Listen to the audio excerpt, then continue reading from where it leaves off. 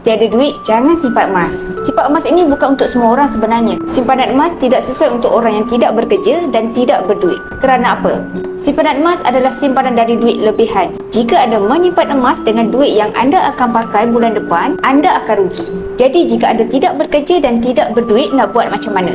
Pertama sekali, dapatkan kerja untuk ada pendapatan. Jika ada kekangan untuk makan gaji, contoh seperti suri rumah atau pelajar, anda boleh kerja sampingan seperti buat kuih atau kek, jadi affiliate TikTok atau ambil upah jaga anak ciran. Kedua, penting ada ilmu asas dalam simpanan emas. Buku terbaik untuk anda baca ialah buku Wang Emas dan buku Misi Bebas Hutang, tulisan mentor saya iaitu Tuan Muhammad Zulkifli Syafi'i.